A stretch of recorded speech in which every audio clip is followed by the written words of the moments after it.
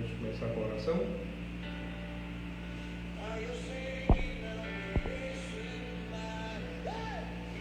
Então vamos orar, enquanto os irmãos estão chegando. É uma oportunidade maravilhosa da gente estar aqui compartilhando a palavra do Senhor mais uma vez e ficando como um registro aí para futuramente, quem sabe alguém que esteja vendo essa live que vai ficar gravada e possa também refletir na palavra que vai ser ministrada nessa noite e que em nome de Jesus o Senhor possa tocar no seu coração com essa palavra e possa te orientar, te dirigir e quem sabe te dar uma esperança. Você que está nos assistindo, que está nos acompanhando, seja muito bem-vindo. A paz do Senhor. E um abraço para todos aí. E vamos agora orar, pedindo ao Senhor que Ele nos dê a direção nessa noite. Senhor, meu Deus, meu Pai, nós te damos graças por estarmos aqui, pela oportunidade que o Senhor nos concede de ministrar a Tua palavra. E em nome de Jesus, cada homem, cada mulher, criança, jovem, adulto, cada pessoa que possa receber esta palavra, Senhor, seja abençoado. Que em nome de Jesus nós possamos fazer tudo aqui para a honra e glória do Teu nome. Que nós possamos estar debaixo da Tua direção, que Teu Espírito nos conduza, que nos dirija, e que não saia da nossa boca, Senhor, senão aquilo que é da Tua vontade. Abençoa a todos em nome de Jesus. Leva esta palavra àqueles que estão em aflição, àqueles que estão precisando de esperança, que em nome de Jesus essa palavra, como uma semente, possa encontrar uma terra fértil para que ela possa produzir e frutificar. É o que eu oro e é o que eu peço em nome de Jesus. Amém e graças a Deus. Bem, meus irmãos, é uma satisfação mais uma vez, eu digo aqui. Os irmãos sabem que eu não tenho muito o hábito de fazer live, né? Na verdade, eu não tenho nem rede social para começo de história. Então, não é um negócio que eu me sinto muito à vontade, mas eu entendo a importância e eu sei que isso realmente é algo relevante, principalmente nos dias de hoje, que é uma forma da gente comunicar também a palavra, é uma forma de evangelizar, é uma forma da gente levar esse evangelho a outras pessoas que não estão aqui na nossa igreja, que não estão aqui na nossa comunidade, ou que às vezes a gente até tem acesso físico, mas não, às vezes não pode ministrar publicamente por algum motivo ou outro, mas agora a gente tem essa ferramenta e eu acredito que essa ferramenta, sendo bem utilizada, será para a honra e glória do Senhor. Eu quero convidar os irmãos, aqueles que podem, se você estiver com a sua Bíblia aí, ou não, se você estiver com o seu celular, o tablet, o computador, eu queria lhe convidar a abrir a sua Bíblia em Atos dos Apóstolos, capítulo de número 27. Nós estamos fazendo aqui uma série de mensagens relacionadas à família. Essa é a nossa preocupação. Nós temos sentido que o inimigo tem atuado, trabalhado contra a família, e nós estamos aqui para tentar trazer algum princípio, algum norte, para que você possa ser fortalecido, para que você possa dirigir a sua família debaixo da graça e do poder do nosso Senhor Jesus. Evidentemente que, como alguém já disse, né, navegar é preciso, mas viver não é preciso, porque não tem exatidão no viver. Aquilo que eu faço na minha casa, com a minha família, com a minha esposa, com a minha filha, não será necessariamente um manual exato para que você aplique na sua casa. Mas há princípios, e os princípios eles são eternos e eles são valiosos. E é por meio desses princípios que nós vamos balizar a nossa vida, que nós vamos tomar as decisões. Então, nós tratamos aqui de princípios. Esses princípios é o que pode ser aplicado a todo aquele que tenha o interesse, o desejo de nortear, orientar a sua casa debaixo da graça de nosso Senhor Jesus. Então, Atos dos Apóstolos, capítulo de número 27, e a partir do versículo de número 33, vamos fazer a leitura até o versículo de número 38. Diz assim a palavra do Senhor: E quando o dia vinha, Paulo exortava a todos a que comessem alguma coisa, dizendo: É já hoje o 14º dia que esperais e permaneceis sem comer, não havendo provado nada.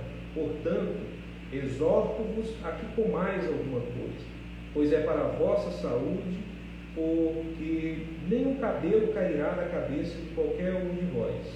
E havendo dito isto, tomando o pão, deu graças a Deus na presença de todos, e partindo, começou a comer.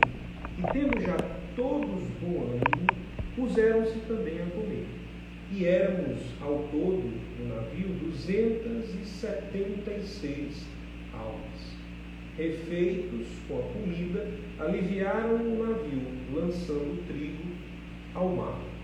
Então a gente tem uma narrativa aqui do apóstolo Paulo. Atos dos Apóstolos é um texto descritivo, narrativo, que descreve alguns acontecimentos que vamos dizer assim, que tiveram os apóstolos como personagens principais, que orientaram, que dirigiram e que foram usados por Deus de forma grandiosa. E aqui nós temos um relato muito particular, muito interessante, que é um relato de um acontecimento específico sobre a vida do apóstolo Paulo, que depois de uma vez ser julgado pelo rei Agripa, ele é condenado e ele é mandado para Roma, saindo de Jerusalém para Roma, e nesse transporte, ele teria que ser feito por mar, ele é enviado em um barco. Esse barco é um barco provavelmente comercial, porque vai levar algumas mercadorias. Então, o intuito daquela embarcação não era o transporte de presos, primeiramente, pelo contrário, era uma forma de levá-los, aproveitando a viagem que já seria feita, que seria a viagem de transporte de mercadorias, porque o que valia naquela embarcação era, de fato, os bens que ela carregava, os bens materiais que ela estava transportando. E os presos eram uma forma de aproveitar essa viagem e diminuir o custo do transporte.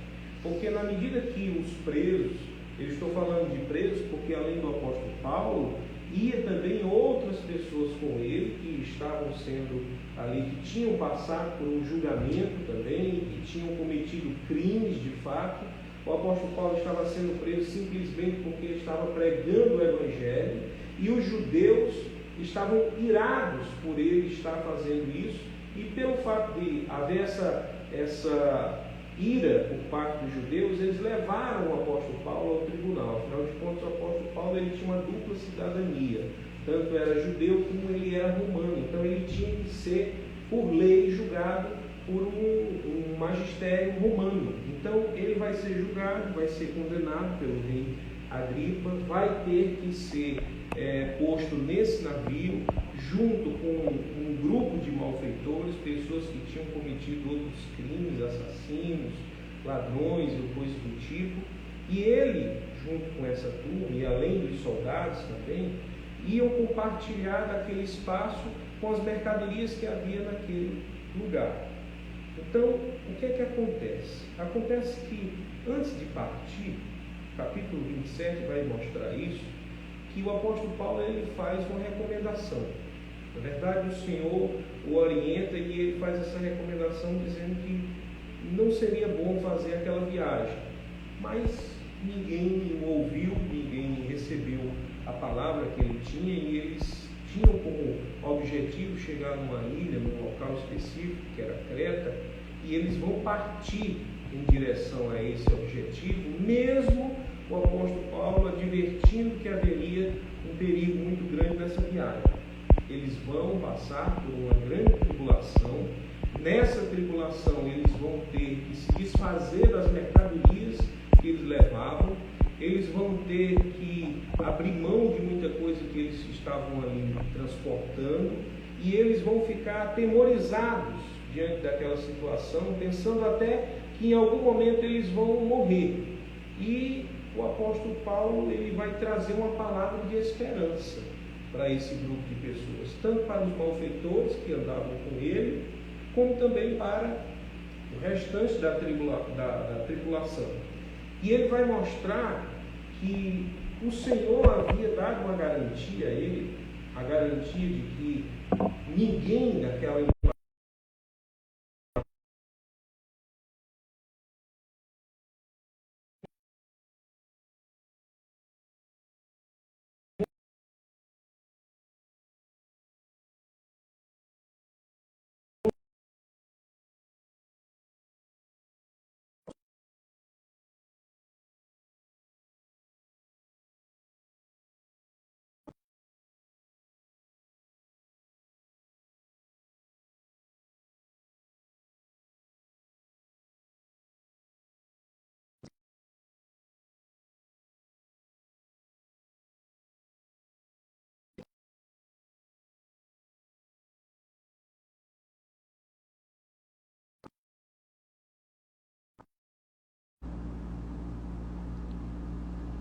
Estão me ouvindo bem?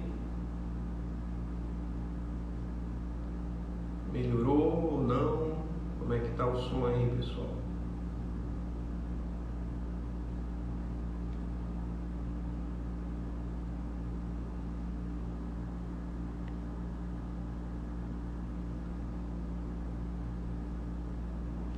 Ok?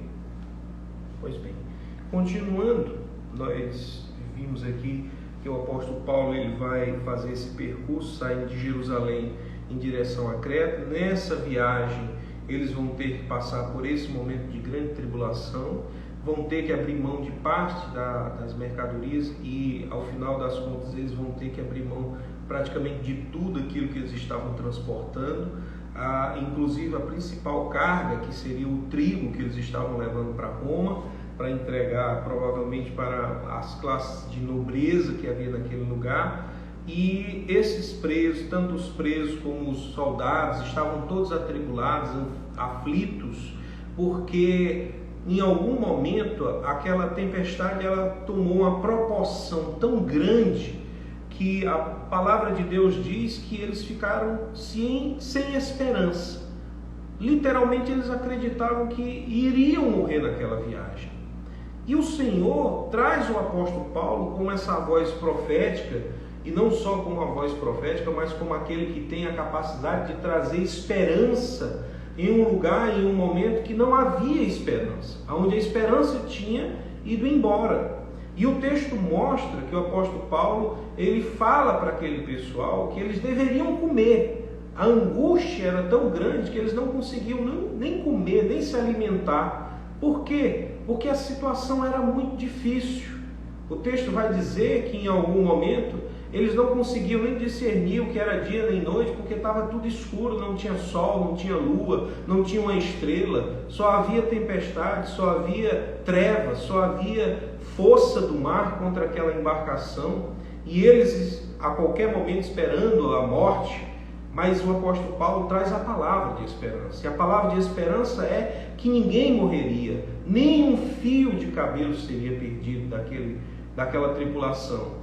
E essa palavra de esperança anima essa tripulação a ponto de, uma vez animados, uma vez recobrar essa esperança, eles vão se alimentar. E com as forças renovadas, eles vão jogar o restante do trigo que eles têm para poder chegar no objetivo que eles tinham.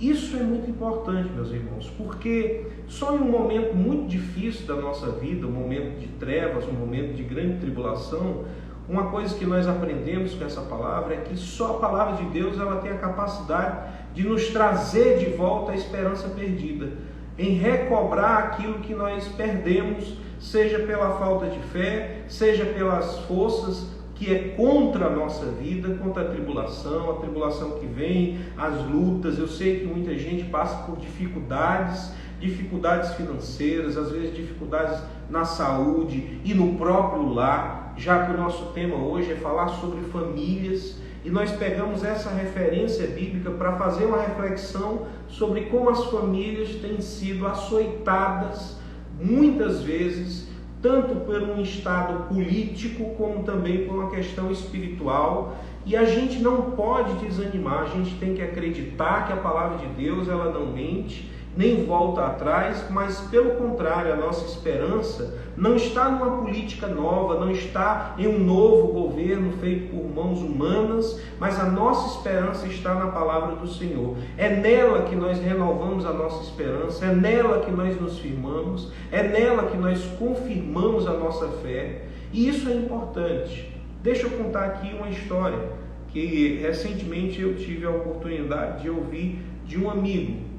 Esse meu amigo, ele é casado e ele tem um filho. Esse filho tem uma certa condição, um transtorno específico, e ele tem algumas dificuldades. Quem tem crianças com necessidades especiais sabe que, mesmo sendo uma criança que não tenha, já temos dificuldades, e quando a criança tem uma necessidade especial, essas dificuldades muitas vezes elas são ampliadas. E ele me contou que um dia ele fez um plano de sair com a família, né? e ir para um determinado restaurante, ele, a esposa e o filho. Só que, chegando lá, o intuito dele era sair em lazer com a família, ter um momento só com eles e levar a criança para passear, ter essa situação, vamos dizer assim, de conforto, de passeio. Só que chegando lá, a criança ela começou a gritar, uma particularidade do transtorno que ela tem. Começou a gritar do nada e daqui a pouco as pessoas que estavam nas mesas vizinhas começaram a olhar para eles e aquilo ali foi tomando uma proporção muito grande. Daqui a pouco todo o ambiente estava ali voltado para ele, até talvez achando que eles estivessem agredindo a criança, alguma coisa nesse sentido. E ele disse que aquele ambiente ficou extremamente desconfortável. E então ele tomou a decisão de ir embora, sair daquele lugar, porque já não era mais viável estar ali. E ele me disse que saiu dali chorando, porque evidentemente que ele tinha criado planos, ele tinha feito planos. E os planos dele era estar com a família, num momento de lazer, mas aquela situação específica não pôde ser realizada por um detalhe. Não era previsível o comportamento da criança naquele momento. E ele se obrigou a abortar esse momento, abrir mão daquilo que ele tinha planejado e partir para casa. Era a única esperança agora que lhe restava, a única opção que lhe restava. E ele disse que saindo ali, com as lágrimas descendo do seu rosto, ele olhou para sua esposa e viu que ela também estava chorando. Mas ele me disse uma coisa interessante. Ele me disse que dentro daquela situação ele recobrou as suas forças, olhou para ela e disse: nós não vamos desistir. Nós não vamos desistir do nosso filho. E ela: mas como assim? Você está chorando? Ele disse: não, foi só um momento. Mas a gente vai continuar. Vamos perseverar até que ele se acostume, até que ele se habitue. Isso me tocou muito, porque muitos pais, mães, abrem mão dos seus filhos por coisas pequenas. E aquela criança tem a ver com essa história que nós falamos aqui, porque assim como aqueles homens, para poder manter a sua vida, para poder sobreviver à viagem, eles abriram mão de coisas que eram valiosas.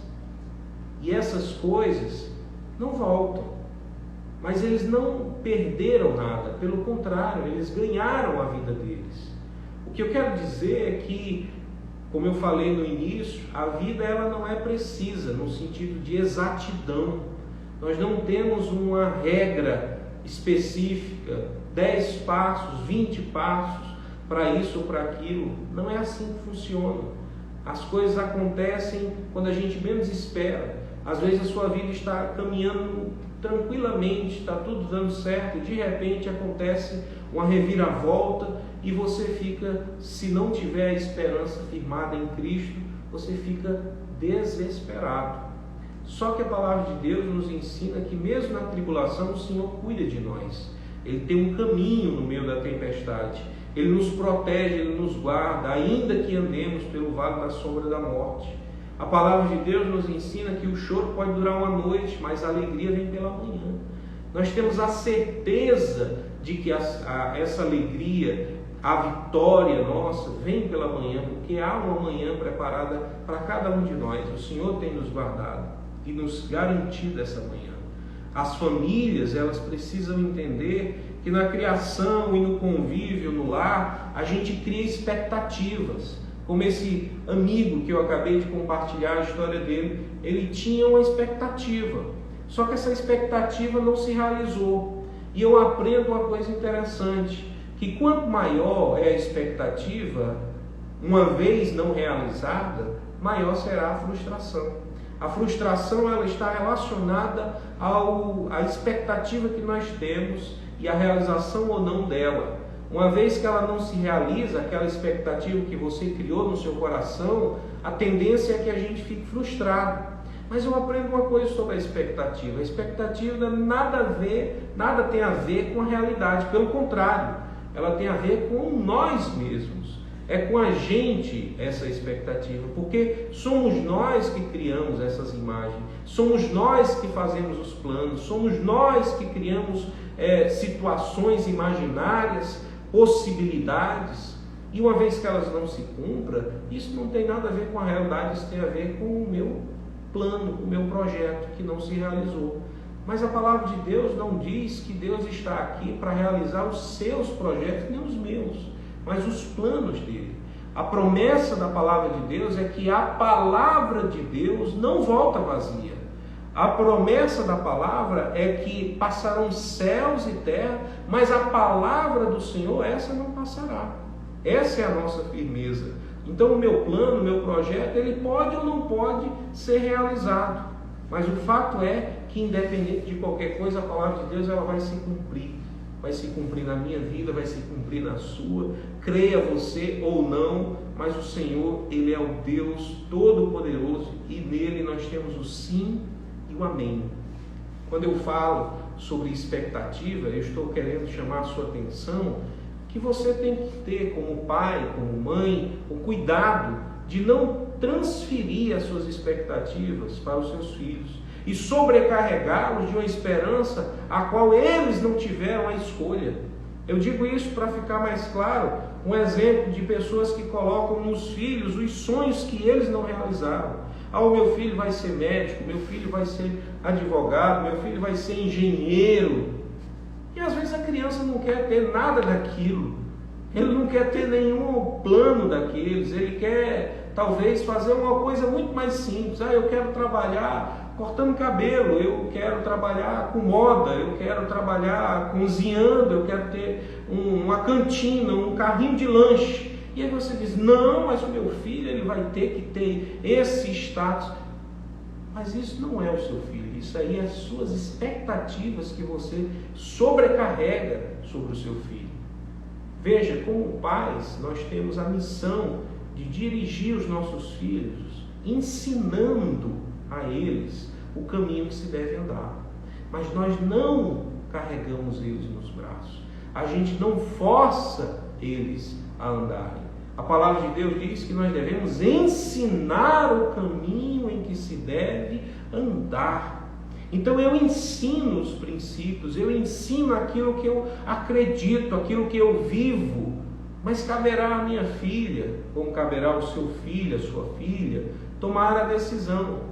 A certeza é que a palavra de Deus diz que para aqueles que ensinam os seus filhos no caminho que se deve andar, a criança, mesmo quando crescer, não vai se esquecer desses princípios.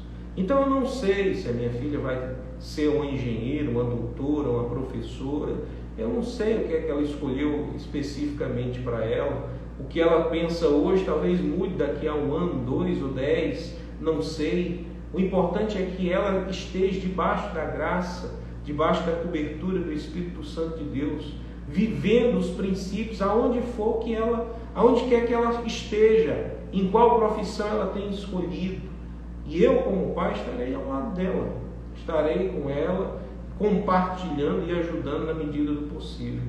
Mas saiba de uma coisa, na família, no lar, no relacionamento, a gente sempre abre mão de alguma coisa. Sempre nós vamos abrir mão de alguma coisa. Ser família é abrir mão, é às vezes descartar expectativas que a gente tinha, projetos que a gente tinha planejado. Não porque seja bom fazer isso, muito pelo contrário, isso aí às vezes nos frustra. Porém, a gente tem que pensar sempre no bem comum da família. Aqueles homens que estavam naquela embarcação, eles tinham 2 escolhas. Ou eles morriam com todas aquelas riquezas que estavam dentro do barco, ou eles abriam mão de tudo aquilo ali para garantir a sobrevivência. O que eu quero mostrar para você é que às vezes a gente abre mão de projetos pessoais em benefício do coletivo, em benefício da nossa família. Então eu pergunto, você como pai, como mãe, você tem orado pelo seu filho, pela sua filha? Você tem perseverado por ele? Eu não falo em impor sobre ele nenhuma carga, nenhum jugo, pelo contrário. Você tem orado, você tem ensinado a ele ou a ela andar no caminho do Senhor? Ensine o seu filho, trabalhe, não desista, como esse colega que eu falei, como esse amigo que eu tenho, mesmo diante daquela situação, e os irmãos sabem que quem tem filhos com necessidades especiais sabe a luta, as dificuldades, às vezes as coisas não saem do jeito que a gente planejou, mas não desista do seu filho. Foi o Senhor que colocou ele na sua vida, e se ele colocou, foi com um propósito. Às vezes a gente fica perguntando, mas por que o meu filho veio com essa necessidade? Como se aquilo ali fosse um fardo, mas talvez seja uma oportunidade para você ser trabalhado, para você ser moldado, para você ser transformado. O Senhor sabe de todas as coisas e a sua vontade ela é sempre boa, perfeita e agradável. Deus não erra, Deus não se engana, a sua vontade é sempre boa, perfeita e agradável. Não desista dos seus filhos e não sobrecarregue eles com um fardo que você não pôde carregar, que você mesmo talvez não suportou. Conduza o seu filho na direção do Espírito Santo. Conduza o seu filho nos ensinamentos e nos princípios da palavra de Deus. Esteja do lado dele, caminhando com ele, ensinando, advertindo e às vezes até corrigindo se necessário for. Mas esteja do lado dele para que ele saiba que mesmo na tribulação ele vai poder contar com a sua presença, vai poder contar com o seu abraço. Então, nós nos encaminhamos agora para o encerramento dessa oportunidade. Eu espero que a palavra de Deus ela possa tocar o seu coração, que você possa ser abençoado e que em Cristo Jesus você possa conduzir a sua família, os seus filhos, os que você tem e aqueles que Deus ainda vai te dar, que em nome de Jesus você possa ser uma bênção para o seu filho, para a sua família, que o seu filho, a sua filha tenham orgulho de você, como pai, como mãe, que você seja um referencial na sua casa, que você seja um referencial no seu lar. Não sobrecarregue os seus filhos e nem aborreça, como diz a palavra de Deus. A palavra do Senhor nos ensina que os filhos devem amar e respeitar os seus pais, e os pais não podem provocar a ira dos seus filhos. E o que é que provoca a ira dos filhos? O que provoca a ira dos filhos é a hipocrisia. É você cobrar do seu filho uma coisa que você mesmo não vive. É ter uma postura na igreja e uma vida totalmente desregrada no lar. Isso vai incomodá-lo, porque ele vai chegar um momento que vai ficar tão sufocado em viver em um estado de mentira constante, porque o pai e a mãe projetam algum personagem que eles não são reais. E isso incomoda, mais do que incomoda. Isso provoca ira. Seu filho não fica com raiva de você se você der uma palmada ou chamar a atenção dele ou colocá-lo de castigo. Isso não tira nem um pouco o amor que ele tem sobre você. O que provoca a ira é quando você açoita, quando você vai discipliná-lo e você mesmo não honra o seu filho, não honra a palavra, não obedece os ensinamentos e cobra dele ou dela algo que você mesmo não vive. Por isso, meus irmãos, o cuidado com os filhos ele passa por um estado de sensibilidade, onde a gente passa a entender que os nossos filhos, assim como nós, passaram por etapas na sua vida. E nessas etapas eles têm várias dúvidas. Dúvidas essas que nós temos que acompanhá-los, orientá-los, dirigi-los, para que eles não possam se perder nessa caminhada. Eu quero orar por você e eu quero orar pela sua família, para que em nome de Jesus, um dia todos nós estejamos na presença daquele que nos chamou das trevas para a maravilhosa luz, para aquele que não nos deixou se perder na tribulação, que não nos deixou naufragar na nossa jornada, aquele que poderia ter salvo apenas o apóstolo Paulo, mas com a palavra de Deus diz, uma vida para o Senhor, uma alma para Ele, vale mais do que o mundo inteiro. E Ele não deixou aquelas 276 pessoas naufragarem, morrerem. O Senhor não vai deixar o teu filho, a tua filha, se perder no mundo das drogas, na bebedice, na prostituição. O Senhor não vai abandonar os teus filhos e o Senhor também não vai abandonar você. Vamos orar para que o Senhor nos fortaleça, para que Ele nos dê sabedoria e para que Ele nos dirija, para que nós possamos conduzir a nossa família sempre debaixo da graça e da proteção de nosso Senhor e Salvador Jesus Cristo. Senhor meu Deus, meu Pai, nós te honramos aqui, Senhor, agradecendo e louvando ao teu nome, porque tu és bom e a tua bondade dura para sempre. Quero te pedir, Senhor, por cada família, por cada irmão e irmã que nos assiste nesse momento e aqueles que vão receber essa palavra, que em nome de Jesus eles possam ser guardados e protegidos sobre a tua forte mão, que em nome de Jesus eles possam ser pais melhores, Senhor, que eles possam conduzir os seus filhos debaixo da tua graça. Dá sabedoria aos teus servos, Senhor, para que eles possam ensinar os filhos no caminho que se deve andar.